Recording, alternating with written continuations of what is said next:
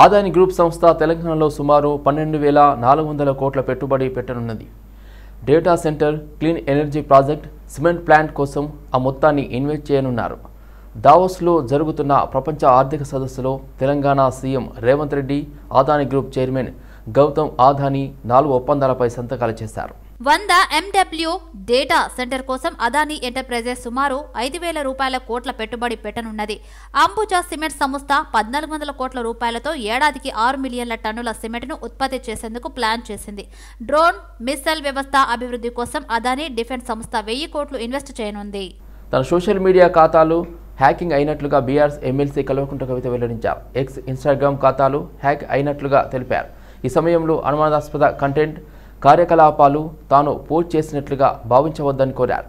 Cyber నేరగాళ్లు రాత్రి 10 గంటల నుంచి ఉదయం 11 గంటల వరకు పలుమార్లు హ్యాక్ చేసినట్లు పేర్కొన్నారు. ఇన్స్టాలో సంబంధం లేని వీడియోను సైబర్ నేరగాళ్లు పోస్టు చేసినట్లు తెలిపారు. దీనిని వెంటనే గుర్తించి డీజీపీకి సైబర్ సెక్యూరిటీ విభాగానికి ట్యాగ్ చేస్తానన్నారు. సోషల్ మీడియా ఖాతాలను పూర్తి స్థాయిలో పునరుద్ధరించే ప్రయత్నాలు జరుగుతున్నాయన్నారు. తన కార్యాలయ సిబ్బంది హ్యాకింగ్ జరిగినట్లుగా త్వరితగతిన గుర్తించిందని, ఇందుకు వారిని అభినందిస్తున్నానని పేర్కొన్నారు. ఇందుకు సంబంధించి తాము సైబర్ క్రైమ్ పోలీసులకు ఫిర్యాదు చేశామన్నారు.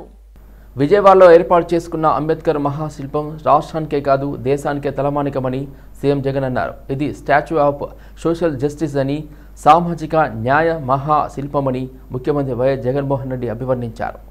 అంబేద్కర్ గారి మహాశిల్పం మన రాష్ట్రానికే కాదు దేశానికి కూడా ఇది తలమానికం. ఇది స్టాచ్యూ ఆఫ్ సోషల్ జస్టిస్, ఇది సామాజిక న్యాయ మహాశిల్పం. ఈ నెల 19వ తారీఖున చారిత్రక స్వరాజ్య మైదానంలో ఆవిష్కరించబోతా ఉన్న ఈ విగ్రహం దేశంలోనే కాదు ప్రపంచంలోనే అతిపెద్ద అంబేద్కర్ గారి విగ్రహం. ఇది 81 అడుగుల వేదిక మీద ఏర్పాటు చేసిన 125 అడుగుల మహాశిల్పం. అంటే మొత్తం మీద 206 అడుగుల ఎత్తైన విగ్రహం ఇది. కాంగ్రెస్ 6 గ్యారంటీల చావు వార్త వినబడే రోజు ఎంతో దూరంలో లేదని మాజీ మంత్రి హరీష్ రావు ఘాటు వ్యాఖ్యలు చేశారు. తెలంగాణ భవన్లో నాగర్ కర్నూలు పార్లమెంట్ సెగ్మెంట్ నేతలతో పాటు ఏర్పాటు చేసిన సన్నాహక సమావేశానికి ఆయన, మాజీ మంత్రి కేటీఆర్తో కలిసి హాజరయ్యారు. ఎన్నికల ఫలితాలు వచ్చి నేటికి 45 రోజులవుతున్నా ప్రభుత్వం ఎలాంటి అభివృద్ధి పనులను గాడిన పెట్టలేకపోతుందని ఆరోపించారు. అసెంబ్లీ ఎన్నికల్లో ఓటమి నుంచి తేరుకుని తాము నెల రోజులకే సమీక్షా సన్నాహక సమావేశాలు ప్రారంభించామని అన్నారు. ఇప్పటి వరకు జరిగిన అన్ని సమావేశాల్లో నాయకులు, కార్యకర్తల నుంచి ఊహించని దానికన్నా ఎక్కువగా విలువైన సలహాలు, సూచనలు వచ్చాయని పేర్కొన్నారు. తెలంగాణ అభివృద్ధి కోసం రేయింబవళ్లు తన్లాడామని, ఇప్పుడు పార్లమెంటు ఎన్నికల్లో మెజార్టీ సీట్లు సాధించేందుకు పనిచేయాలని పిలుపునిచ్చారు. ఎంపీ ఎన్నికలు గెలవడం పెద్ద కష్టం కాదు నాకు తెలిసి. ఇప్పటికే కాంగ్రెస్ మీద కొద్దిగా భ్రమలు పోతున్నాయి. రేపు యాసంగి వడ్లు వస్తాయి, బోనస్ ఇవ్వలేదనుకో జనం ఊకుంటారా? ఇప్పుడు ఎంపీ ఎన్నికల్లోపు 4,000 పెన్షన్ రాలేదనుకో అవ్వా తాతలు వేస్తారా? వాళ్ళకు 4,000 రాకపోతే వేస్తారా? సో అవన్నీ మీరు ఊకుంటారా? అందువల్ల మనం గట్టిగా పనిచేసి ఒక టీం వర్క్ చేస్తే తప్పకుండా ఎంపీ ఎన్నికల్లో అద్భుతమైనటువంటి విజయాన్ని మనం సాధించేటువంటి అవకాశం ఉంటుంది. అందువల్ల let us do the team work. ఎక్కడ కూడా అధైర్యపడాల్సిన అవసరం లేదు. ఆత్మవిశ్వాసంతో ముందుకు సాగుదాం. ఖచ్చితంగా నాగర్ కర్నూలు పార్లమెంటు మీద గులాబీ జెండా ఎగరేసి మన సత్తా చాటాలని చెప్పి కూడా నేను మీ అందరికి పిలుపునిస్తా ఉన్నా. ఆ టీం వర్క్తో ముందుకు పోదాం. రేపు లోకల్ బాడీ ఎన్నికలు వచ్చినప్పుడు కూడా మీ దగ్గరికే వస్తాం. మళ్ళా రేపు లోకల్ బాడీ ఎన్నికల్లో ఎంపీపీ ఎన్నికలు కానీ జెడ్పీటీసీ ఎన్నికలు వచ్చినా తప్పకుండా పార్టీ మీకోసం నిలబడుతుంది. ఈ మీటింగ్లు ఇక్కడ పెట్టి వదిలేయడం కాదు. రేపు ప్రతి నియోజకవర్గంలో కూడా విస్తృత స్థాయి కార్యకర్తల మీటింగ్ ఇది కాగానే స్టార్ట్ చేసుకుందాం. అక్కడికి కూడా మేమందరం వస్తాం. వచ్చి మంచిగా ప్రతి కాన్స్టిట్యున్సీలో కూడా మీటింగ్ పెట్టుకుందాం. కార్యకర్తలు, కింది స్థాయి ప్రజాప్రతినిధులు, ఎందుకంటే కొద్ది మందినే పిలుచుకున్నాం ఈ హాల్ ఎక్కువ పట్టమని. రేపు లోకల్ బాడీ ఎన్నికల్లో కూడా తప్పకుండా పార్టీ అన్ని రకాలుగా మీకు అండదండలను అందిస్తుంది. మీ పక్షాన నిలబడి మళ్ళీ మిమ్మల్ని ప్రజాప్రతినిధులుగా గెలిపించుకోవడానికి కూడా పార్టీ కట్టుబడి ఉంటుంది అనేటువంటి విషయాన్ని కూడా మనం చేస్తా ఉన్నాం. ప్రధాని మోదీ పిలుపు మేరకు ఆలయాల స్వచ్ఛతా కార్యక్రమాల్లో భాగంగా హైదరాబాద్లోని బషీర్బాగ్ కనకదుర్గమ్మ అమ్మవారి ఆలయాన్ని కేంద్ర మంత్రి కిషన్ రెడ్డి స్థానిక నాయకులతో కలిసి శుభ్రం చేశారు. ఈ నెల 22వ తేదీన అందరూ ఇల్లు శుభ్రం చేసుకుని దీపాలు వెలిగించాలని కోరారు. ఇది భారతావనిపై 500 ఏళ్ల తర్వాత అయోధ్య రామయ్యకు జరుగుతున్న పట్టాభిషేకమని ఆయన అన్నారు. ముఖ్యంగా యువకులు, స్వచ్ఛంద సంస్థలు ముందుకొచ్చి ఈ యొక్క దేవాలయ స్వచ్ఛ అభియాన్ కార్యక్రమంలో స్వచ్ఛందంగా పాల్గొంటున్నారు. అందులో భాగంగా ఈరోజు హైదరాబాద్లోని బషీర్బాగ్ వద్ద ఉన్నటువంటి కనకదుర్గమ్మ వారి దేవాలయంలో ఈ స్వచ్ఛ అభియాన్ కార్యక్రమం అందులో భాగంగా చేపట్టడం జరిగింది. నేను అన్ని వర్గాల ప్రజలను కూడా కోరుతా ఉన్నాను, మీ ప్రాంతాలలో ఉన్నటువంటి అన్ని దేవాలయాల్లో కూడా ఈ స్వచ్ఛ అభియాన్ కార్యక్రమంలో పాల్గొనండి. ఈ యొక్క దేవాలయాలు పరిసర ప్రాంతాలు పరిశుభ్రం చేయండి. మనమందరం కూడా ఏదైతే ఒక ఆధ్యాత్మికమైనటువంటి భావనతో నరేంద్ర మోడీ గారు 12 రోజుల పాటు అనుష్ఠానం ఏదైతే చేపట్టడం జరిగిందో, కఠోరమైనటువంటి దీక్ష చేపట్టడం జరిగిందో, వారికి కూడా మద్దతుగా మనమందరం కూడా అనేక కార్యక్రమాలు తీసుకోవాల్సినటువంటి అవసరం ఉంది. ఓట్ల కోసమే బీజేపీ రాముడిని రాజకీయాల్లోకి లాగుతుందని కాంగ్రెస్ సీనియర్ నేత విహెచ్ ఫైర్ అయ్యారు. బీజేపీకి రాముడి మీద ప్రేమ లేదని, దేవుడిని రాజకీయాల్లోకి లాగి ఓట్లు సంపాదించుకోవాలని చూస్తుందన్నారు. రాముడికి మాకు పంచాయతీ పెట్టాలని బీజేపీ చూస్తుందని ధ్వజమెత్తారు. కాంగ్రెస్ పార్టీ రాముడికి వ్యతిరేకమని బీజేపీ దుష్ప్రచారం చేస్తుందని మండిపడ్డారు. అయోధ్యలో కట్టిన గుడికి అందరం వెళ్తామన్నారు. అయితే దేవుడి దగ్గరకు వెళ్లడానికి ఇన్విటేషన్లు ఎందుకని ప్రశ్నించారు. నా పేరే హనుమంతుడని, నాకంటే ఆ దేవుడికి ఎక్కువ సేవ చేసుకునేది ఎవరన్నారు. బీజేపీ వారిది రాముడి మీద ప్రేమ కాదని, పొలిటికల్ గేమ్ అని ధ్వజమెత్తారు. హిందువుల ఓట్ల కోసమే ఈ డ్రామా జరుగుతుందని, అందుకే అయోధ్యకు వెళ్లడం లేదన్నారు. మేము వెళ్లాలి అనుకున్నప్పుడు తప్పకుండా వెళ్తామన్న విహెచ్ తెలిపారు. రామ జన్మభూమిని ఉపయోగించుకొని అందరికి ఇన్విటేషన్ పంపించాలి. దేవుని దగ్గరికి మాకెందుకు ఇన్విటేషన్? దేవుని దగ్గర పోవాలనేది మా లోపల తపన ఉంటది, భక్తి ఉంటది. నా పేరే హనుమంతుడు, నాకంటే రాముని కంటే భగవంతుని సేవ చేసేవాడు ఎవడున్నాడు? కేవలం పొలిటికల్ చేస్తూ. అందుకుంటే మా రాహుల్ గాంధీ అన్నాడు, ఇది పొలిటికల్ గేమ్ అన్నాడు. రాముని మీద ప్రేమ కాదు, హిందువుల ఓట్ల గురించే ఈ డ్రామా జరుగుతున్నది. కనుక ప్రతి ఒక్కరు కూడా ఆలోచించారు. దేవుడు అంటే అందరికీ ఉన్నారు. యేసుక్రీస్తు పూజ ఉన్నారు, ముస్లింలు అల్లాహకు చేస్తారు. అదేవిధంగా రాముడు, శివుడు మనం పూజ చేస్తాం. దేవుని దగ్గరికి ఎప్పుడు పోవాలనేది మన మనసులో ఉన్ననాడే పోతాం. సాయిబాబా గుడికి పోవాలన్నా, వెంకటేశ్వర స్వామి దగ్గర పోవాలన్నా మనం అనుకుంటే పోతాం. కానీ దానికి ఇన్విటేషన్ ఎందుకురా బాబు? ఎక్కడ చూడు అక్షంతలు గట్ట పూజ తీసుకొని పోయాడు. ఏమిటి ఇది? కేవలం అభివృద్ధి కాదు, రాముని కూడా రాజకీయాలను తెచ్చి ఓట్లు తీసుకోవడానికి చూస్తున్నారు. ఇంకో పక్క బడుగు బలైన వర్గాలు, పేద ప్రజలకు ఎక్కడ కూడా న్యాయం జరగలేదు. వచ్చే ఎన్నికల్లో తప్పనిసరిగా ప్రజలు నరేంద్ర మోడీకి బుద్ధి చెప్పాలని, తప్పనిసరిగా అది జరిగినాడే నిజమైన ప్రజాస్వామ్యం అనేది నా ఉద్దేశం. పోవాలనుకున్న వాళ్ళు పోతారు. వీళ్ళు ఇన్విటేషన్ ఏందండి? మేము ఇన్విటేషన్ పంపిస్తాం. నీ పెళ్ళారా బాబు? నీ కొడుకు పెళ్లికి అయితే నువ్వు ఇన్విటేషన్ లేకుంటే నీ బిడ్డ పెళ్లి అంటే ఇన్విటేషన్. దేవునికి గుడి కట్టి అందరు పోతాము. ఇవాళ పోతామా, రేపు పోతాము. నువ్వు మాకు ఇన్విటేషన్ ఇచ్చేదేంది? దాన్ని కూడా పొలిటికల్. అందుకుంటే రాహుల్ గాంధీ అన్నాడు, ఇది పొలిటికల్ గేమ్. రాముని మీద ప్రేమ కాదు, ఓట్ల గురించే రాజకీయం. అందుకుంటే మేము పోమని అన్నాడు. పోయినాడు పోతాము, బరాబర్ పోతాం. రాహుల్ గాంధీ ఇప్పుడు ఏదైతే కన్యాకుమారి నుంచి కశ్మీర్ గుడ్లు పోయిండు, గుడ్లలో కూడా దండం పెట్టుకున్నాడు. సిక్కు గుడికి పోయిండు, ఏసుకీతికి పోయిండు, మస్జిద్ గురుద్వారాకు పోయిండు. కనుక ఇది కేవలం political game. In the name of development ఏం చేయలేదు. కాబట్టి తెలంగాణ ముఖ్యమంత్రి రేవంత్ రెడ్డికి బీజేపీ జాతీయ ప్రధాన కార్యదర్శి కరీంనగర్ ఎంపీ బండి సంజయ్ బహిరంగ లేఖ రాశారు. సంక్షోభంలో ఉన్న సిరిసిల్ల చేనేత కార్మికులను ఆదుకోవాలని తన లేఖలో కోరారు. సిరిసిల్ల జిల్లాలో వస్త్ర పరిశ్రమ తీవ్ర సంక్షోభంలో కొట్టుమిట్టాడుతుందన్నారు. ఈ రంగంపై 20,000 మంది కార్మికులు ఆధారపడ్డారని, వారు ఇబ్బందులు పడుతున్నారని ఆవేదన వ్యక్తం చేశారు. సిరిసిల్ల ప్రాంతంలో 33,000 మరమగ్గాలు ఉన్నాయని, కానీ ఉత్పత్తి వ్యయం పెరగడం, పాలిస్టర్ బట్టకు గిట్టుబాటు ధర రాకపోవడం, సరైన మార్కెట్ లేకపోవడంతో సిరిసిల్లాలో సాంచునాలను బంద్ చేసే పరిస్థితి ఏర్పడిందన్నారు. ఇందుకు గత బీఆర్ఎస్ తో పాటు కాంగ్రెస్ ప్రభుత్వాల విధానాలే కారణమని ఆరోపించారు. గత 17 ఏళ్లుగా సిరిసిల్ల వస్త్ర పరిశ్రమ ప్రభుత్వ ఆర్డర్లపై ఆధారపడి మనుగడ సాగిస్తుందని గుర్తు చేశారు. గత బీఆర్ఎస్ ప్రభుత్వం కార్మికులకు బతుకమ్మ చీరలకు సంబంధించి 220 కోట్ల రూపాయల మేర బకాయి పడిందన్నారు. ఈ బకాయిలు రాకపోవడంతో ఇక్కడి వస్త్ర పరిశ్రమ ఆర్థికంగా ఇబ్బందులు ఎదుర్కొంటుందన్నారు. పరిశ్రమ బకాయిలు చెల్లించి ఆదుకోవాలని సీఎం రేవంత్ రెడ్డికి విజ్ఞప్తి చేశారు. రాజకీయ కక్షలతోనే ఎమ్మెల్సీ కవితకు ఈడీ నోటీసులని బీఆర్ఎస్ సీనియర్ నేత టీఎస్ ఎంఐడిసి మాజీ చైర్మన్ ఎర్రోల శ్రీనివాస్ విమర్శించారు. బీజేపీ ఆలోచనలు బండి సంజయ్ మాకు రుదితే ఎలా అని అన్నారు. మాజీ టీఎస్ ఎంఐడిసి చైర్మన్ సీనియర్ నేత తెలంగాణ ఉద్యమకారుడు ఎర్రోల శ్రీనివాస్ మనతో ఉన్నాడు. చెప్పండి శ్రీనివాస్ గారు, ఇప్పుడు అసెంబ్లీలో ఎన్నికలు అయిపోయాయి, ఫలితాలు మీరు ప్రతిపక్షంలో ప్రజలు ప్రతిపక్షం అవకాశం ఇచ్చారు. తాజాగా పార్లమెంట్ ఎన్నికల్లో మరొకసారి తన ప్రతాపం చూపించేందుకు సిద్ధమవుతున్న తరుణంలో ఎట్లా ఉంది ఈ సన్నాహాలు, ఎట్లా అనిపిస్తున్నాయి ఈ సన్నాహక సమావేశాల స్పందన? ఉద్యమాలతోనే పుట్టినటువంటి పార్టీ మా పార్టీ.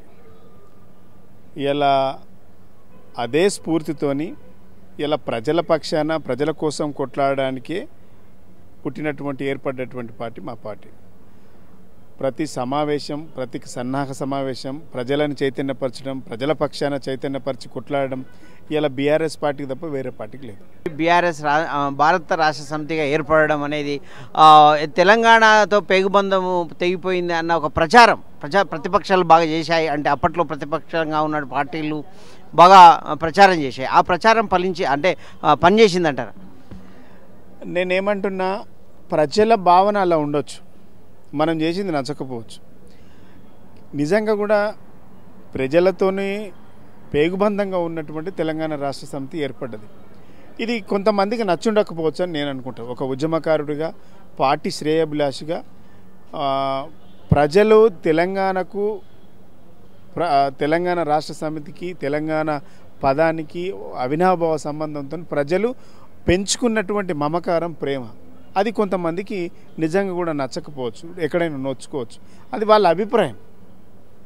డెఫినెట్గా ఇవన్నీ సమీక్షల్లో వచ్చేటువంటి ఫీడ్బ్యాక్ని కూడా తీసుకొని వాటన్నిటిని ఫీడ్బ్యాక్ని అనుకూలంగా తీసుకొని ముందుకెళ్ళడానికి మేము ప్రయత్నం చేస్తాం. అంటే సన్నాహక సమావేశాల్లో కూడా పలువురు ఈ అంశాన్ని లేవనెత్తడం జరిగిందని తెలిసింది. ఈ పేరు మార్పు విషయంలో ఏమైనా మళ్ళీ పునరాలోచించే అవకాశం ఉందా పార్టీ? డెఫినెట్గా ప్రజల అభిప్రాయం, క్యాడర్ అభిప్రాయం, నాయకుల అభిప్రాయాలు అందరూ తీసుకొని కేసీఆర్ గారు తీసుకున్నటువంటి నిర్ణయం, ప్రజలకు వచ్చేటువంటి ఫీడ్బ్యాక్ను బట్టి కేసీఆర్ గారు ఏ నిర్ణయం తీసుకుంటారో చూడాలి. అలాగే మరొకసారి ఎమ్మెల్సీ కవితకు ఈడీ నోటీసులు జారీ చేసింది. ఈ పరిణామాన్నేమో కాంగ్రెస్ ఇది ఒక డ్రామాగా కొట్టేస్తుంది. మీరు ఎట్లా చూస్తారు? ఇప్పుడు మేము మొదటి నుంచి కూడా ఒకటే చెప్తా ఉన్నాం, అసలు కవిత గారిని ఉద్దేశపూర్వకంగా రాజకీయ కక్ష సాధింపుల కోసమే ఈ యొక్క నోటీసులు ఇవ్వడము, ఢిల్లీకి పిలిపించడము, ఈ హంగామంతా కూడా బీజేపీ పార్టీ మొదటి నుంచి కూడా ఎవరైతే ఏ రాష్ట్రాలలో అయితే బీజేపీకి సరెండర్ కాలేదు, ఏ లీడర్షిప్ అయితే బీజేపీకి సరెండర్ కాకుంటున్నదో వాళ్ళందరినీ కూడా ఇబ్బంది పెట్టింది. చాలామంది ఈ దేశంలో ఎంతమందిని చూస్తాం, అట్లా సృజనా సోదరు నుంచి మొదలుకుంటే అసలు చాలా సీఎం రమేష్ వరకు ఈ రాష్ట్రంలో ఉన్నటువంటి చాలామంది లీడర్ల వరకు కూడా మనం పేర్లు చెప్పుకోవచ్చు. ఇలా ఈ ఆంధ్రప్రదేశ్లో కావచ్చు, తెలంగాణలో కావచ్చు, భారతదేశంలో ఉన్నటువంటి అన్ని రాష్ట్రాలలో కూడా బీజేపీ పట్టు సాధించడానికి కక్ష సాధింపులుగా ఈడీని, సిబిఐని ఉపయోగించుకున్నదని దేశమంతా కూడా కూస్తుంది. ఎమ్మెల్సీ కవితకు కూడా నోటీసులు ఇవ్వడం వెనక అది రాజకీయ కక్షపూరితంగానే భావిస్తున్నట్టు చెప్తున్నారు. రామ మందిర్ విషయంలో కూడా అది పార్టీ నిర్ణయిస్తుంది. దేవునిగానే చూడాలి, దేవుణ్ణి పేరుతో రాజకీయాలు చేయొద్దని కూడా ఎర్రోల శ్రీనివాస్ చెప్తున్న పరిస్థితి. వీడియో జర్నలిస్ట్ మాధవ్తో శ్రీనివాస్, సిటీ విజన్, హైదరాబాద్. తార్నకాలోని ఇంగ్లీష్ అండ్ ఫారెన్ లాంగ్వేజెస్ యూనివర్సిటీని జాతీయ మైనార్టీ కమిషన్ సభ్యురాలు సయ్యద్ షాహిజాదీ సందర్శించారు. ఈ సందర్భంగా ఇఫ్లు అధికారులు, అధ్యాపకులతో సమీక్షా సమావేశాన్ని నిర్వహించారు. అనంతరం ఉద్యోగులు, విద్యార్థులతో ముచ్చటించారు. ఈ కార్యక్రమంలో ఇఫ్లో acting vice chancellor professor Surabhi Bharati, in charge registrar professor Narasimharao, dean professor Samson Thomas తదితరులు పాల్గొన్నారు. గచ్చిబౌలిలోని national institute of tourism and hospitality management director Chinnamreddy తొలగించాలని కోరుతూ ఉద్యోగులు ఆందోళన నిర్వహించారు. డైరెక్టర్ ఛాంబర్ను ముట్టడించి నిరసన తెలియజేశారు.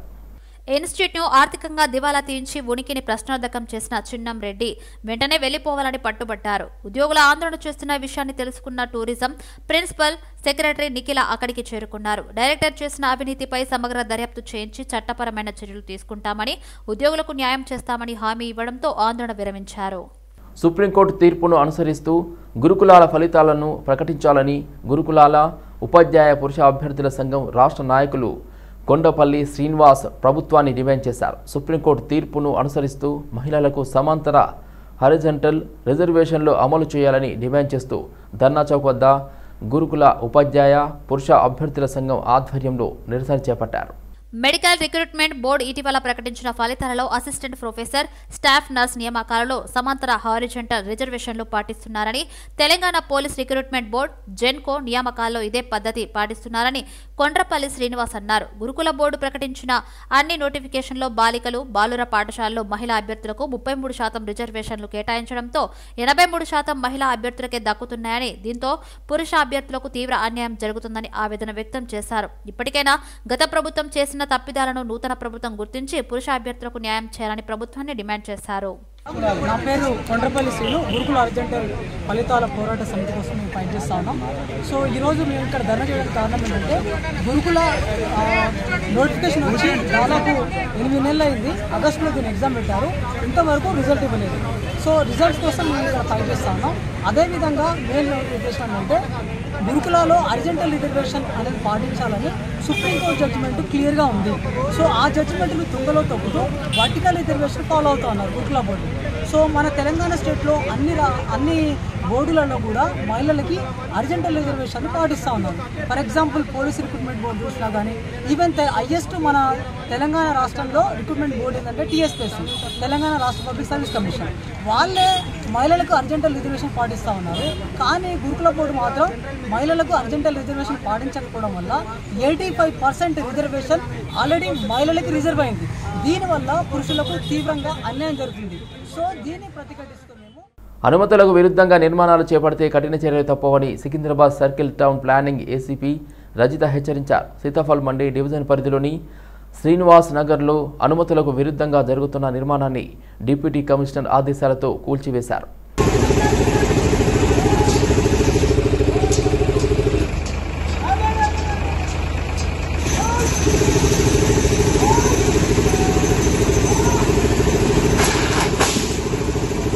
బీఆర్ఎస్ మాజీ ఎమ్మెల్యే షకీల్కు బిగ్ షాక్ తగిలింది. ప్రజాభవన్ ముందు జరిగిన రోడ్డు ప్రమాదం కేసులో షకీల్ పేరును పంజాగుట్ట పోలీసులు ఎఫ్ఐఆర్లో చేర్చారు.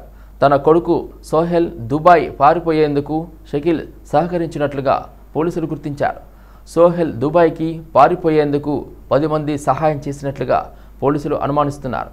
ఇందులో ఇప్పటికే 3 అరెస్ట్ చేసినట్లుగా పంజాగుట్ట పోలీసులు రిమాండ్కు తరలించారు. సోహెల్ను దుబాయ్ నుంచి రప్పించేందుకు ప్రయత్నాలు జరుగుతున్నాయి. 2023 డిసెంబర్ 23వ తేదీన అర్ధరాత్రి 2:45 ప్రజాభవన్ ముందున్న బారికేడ్లను సోహెల్ కారు ఢీకొట్టింది. పంజాగుట్ట పోలీసులు వెంటనే స్పాట్కు చేరుకున్నారు. కారు నడిపింది సోహెల్ గా గుర్తించారు. బ్రీత్ ఎనలైజ్ టెస్ట్ కోసం పంజాగుట్ట స్టేషన్కు తీసుకెళ్లారు. షకీల్ అదే రోజు రాత్రి పోలీస్ స్టేషన్కు వచ్చినట్లు సమాచారం. సోహెల్ను కేసు నుంచి తప్పించి అతని ఇంట్లో పనిచేస్తున్న అబ్దుల్ ఆసిఫ్ను నిందితుడిగా చేర్చే ప్రయత్నం చేశారు. హైదరాబాద్లోని రాష్ట్ర కాంగ్రెస్ పార్టీ కార్యాలయంలో రాష్ట్ర స్థాయి ఆదివాసీ కాంగ్రెస్ రాష్ట్ర కార్యవర్గ సమావేశం నిర్వహించారు. ఆదివాసీ కాంగ్రెస్ చైర్మన్ డాక్టర్ బెల్లయ్య నాయక్ అధ్యక్షతన జరిగిన సమావేశమునకు ముఖ్య అతిథిగా ఏఐసిసి ప్రధాన కార్యదర్శి దీప్దాస్ మున్షి, రోహిత్ చౌదరి, బలరాం నాయక్ తదితరులు పాల్గొన్నారు. ఈ సమావేశంలో నూతనంగా ఏర్పడ్డ తెలంగాణ ప్రభుత్వానికి తీర్మానం చేశారు. అలాగే రానున్న పార్లమెంటు ఎన్నికల్లో గిరిజన విభాగం కాంగ్రెస్ పార్టీ గెలుపు కోసం ప్రతి ఒక్క కార్యకర్త, నాయకులు గ్రామ స్థాయిలో బలోపేతం చేయాలన్నారు. పార్లమెంటు ఎన్నికల్లో మన సత్తా చూపించి రాష్ట్రంలో ఉన్న అన్ని పార్లమెంటు స్థానాలను కైవసం చేసుకోవాలని నాయకులకు, కార్యకర్తలకు దిశానిర్దేశం చేశారు. ఆదివాసీ కాంగ్రెస్ మండల జిల్లా రాష్ట్ర స్థాయి నాయకుల, కార్యకర్తల ఎనలేని కృషి చేశారని ఏఐసిసి ప్రధాన కార్యదర్శి దీపాదాస్ మునీష్ కొనియాడుతూ అభినందనలు తెలిపారు. రాహుల్ గాంధీ చేపట్టిన భారత్ జోడో న్యాయయాత్ర ఉద్దేశం ప్రతి గిరిజన కుటుంబానికి చేరవేయాలని పిలుపునిచ్చారు. చిల్కానగర్ డివిజన్లోని బ్యాంకు కాలనీలోని గ్యారేజ్ షరీఫ్ కార్యాలయానికి ముఖ్య అతిథులుగా ఉప్పల్ శాసనసభ్యులు బండారి లక్ష్మారెడ్డి హాజరయ్యారు. అనంతరం గారవే షరీఫ్ ప్రత్యేక ప్రార్థనలో లక్ష్మారెడ్డి పాల్గొన్నారు. దర్గాకు ప్రతి ఒక్కరూ వచ్చి తమ మొక్కులు తీర్చుకుంటారని, తెలంగాణ రాష్ట్రంలో హిందూ ముస్లింలు అందరూ కలిసి సోదర భావంతో మెలుగుతున్నారని, ఇలాగే అందరూ ఒకరితో ఒకరు కలిసిమెలిసి ఉండాలని ఆ అల్లాను ప్రార్థించినట్టు తెలిపారు. ఈ కార్యక్రమంలో టీఆర్ఎస్ పార్టీ సీనియర్ నాయకులు పెద్ద ఎత్తున మైనార్టీ సోదరులు పాల్గొన్నారు. చాంద్రాయణగుట్ట పోలీస్ స్టేషన్లో బెదిరింపులకు పాల్పడుతూ డబ్బులు వసూలు చేస్తున్న వ్యక్తిని పోలీసులు అరెస్ట్ చేశారు. నిందితుడి నుంచి నగదుతో పాటు సెల్ ఫోన్ను పోలీసులు స్వాధీనం చేసుకున్నారు. సయ్యద్ ముజాఫర్ అనే వ్యక్తి విధులు పూర్తి చేసుకుని అతను ఇద్దరు తుమ్మలా కలిసి సర్వీస్ సెంటర్ నుండి వెళ్తుండగా ఆటో నుంచి వచ్చిన వ్యక్తి కత్తితో బెదిరించి తమ వద్ద నగదును ఎత్తుకెళ్లాడు. దీంతో ఘటనపై సయ్యద్ ముజాఫర్ పోలీసులకు ఫిర్యాదు చేశాడు. బాధితుడి ఫిర్యాదుతో సీసీ కెమెరాలను పరిశీలించిన పోలీసులు అనుమానంగా తిరుగుతున్న వ్యక్తిని అదుపులోకి తీసుకుని తమడైన శైలిలో ప్రశ్నించగా అతను చేసిన తప్పును ఒప్పుకున్నాడని చాంద్రాయణగుట్ట డిటెక్టివ్ ఇన్స్పెక్టర్ రఘుకుమార్ తెలిపారు. నిందితుడి నుంచి దొంగతనం సొమ్మును రికవరీ చేసి రిమాండ్కు తరలించినట్లు ఇన్స్పెక్టర్ రఘుకుమార్ వెల్లడించారు. 15వ తారీఖు రోజు మార్నింగ్ 7:30కి మా పోలీస్ స్టేషన్కి ఒక కంప్లైంట్ రావడం జరిగింది. సయ్యద్ ముజాఫర్ అనే ఒక వ్యక్తి 14వ తారీఖు రోజు రాత్రి అందాజ 11:30 గంటల సమయంలో అతను కార్ వాషింగ్ సెంటర్లో పనిచేసి ఆయనతో పాటు వాళ్ళ ఇద్దరు అన్నదమ్ములు కలిసి ఇంటికి వెళ్ళిపోతున్న క్రమం లోపల సాదత్ నగర్ గ్రేవ్ యార్డ్ దగ్గర రాగానే ఒక వ్యక్తి ఆటోలోంచి సడన్ గా కిందికి దూకి వీళ్ళ ముగ్గురికి చాకు చూపించి డబ్బులు ఇవ్వాల్సిందిగా బెదిరించాడు. వాళ్ళు ఎంత ఇవ్వకూడదని చూసినా కూడా వాళ్ళ దగ్గర చాకు ఉన్న చూసి భయపడేసి మొత్తం 1500 రూపాయలకి ఇచ్చేశారు. ఇచ్చిన తర్వాత అతడు ఎవరైతే అక్యూజ్డ్ ఆటోలోకి వెళ్ళి దుంకున్న వ్యక్తి ఉన్నాడో ఆయన జిఎం కాలనీ దగ్గర వదిలిపెట్టమని చెప్పగా వాళ్ళు భయపడుతూనే ఆటో ఎక్కించుకొని పోతున్న క్రమం లోపలనే మళ్ళీ నడుచుకుంటూ వెళ్తున్నటువంటి ఇద్దరు వ్యక్తులు కనిపిస్తే అక్కడే వెహికల్ ఆపమని చెప్పి ఆ నడుచుకుంటూ వెళ్తున్న వ్యక్తుల దగ్గర కూడా మళ్ళీ చాకు చూపించి 1600 రూపాయలు కూడా తీసుకోవడం జరిగింది. అక్కడ చిన్న బైక్ జరుగుతున్న సమయం లోపలనే ఈ ఫస్ట్ ఎక్కిన వ్యక్తులు ఎవరైతే ఉన్నారో వాళ్ళ బైక్ తీసుకొని అక్కడ నుంచి పారిపోవడం జరిగింది. తర్వాత నెక్స్ట్ రోజు మార్నింగ్ పోలీస్ స్టేషన్కి వచ్చి వాళ్ళు కంప్లైంట్ ఇవ్వగా మా క్రైమ్ టీం మేమంతా వెళ్ళి అక్కడ ఉన్నటువంటి సీసీ కెమెరాస్ వెరిఫై చేసిన తర్వాత మేము ఒక అక్యూజ్ని ఐడెంటిఫై చేయడం జరిగింది. సికింద్రాబాద్లోని రాంగోపాల్పేట డివిజన్లోని ఎమ్మెల్యే తలసాని శ్రీనివాస్ యాదవ్ పర్యటించారు. ఇటీవల నివాసంలో వంట చేస్తుండగా ప్రమాదవశాత్తు కుక్కర్ పేలి ఇల్లు ధ్వంసమైన బాధితురాలని తలసాని పరామర్శించారు. వెంగళరావు నగర్లో ఇటీవల ప్రమాదవశాత్తు కుక్కర్ పేలిన ప్రమాదంలో ఇంటి పైకప్పు రేకులు ధ్వంసమైంది. ఈ ప్రమాద విషయం తెలుసుకుని బాధితురాలి నివాసానికి వెళ్లి ప్రమాద స్థలిని తలసాని పరిశీలించారు. అనంతరం ఆమెకు ఆర్థిక సహాయం అందజేశారు. తలసాని వెంట మాజీ corporator Attili Arunagoud, Begumpet corporator Maheshwari, division BRS అధ్యక్షుడు అత్తిలి శ్రీనివాస్ గౌడ్తో పాటు పలువురు బీఆర్ఎస్ నేతలు పాల్గొన్నారు.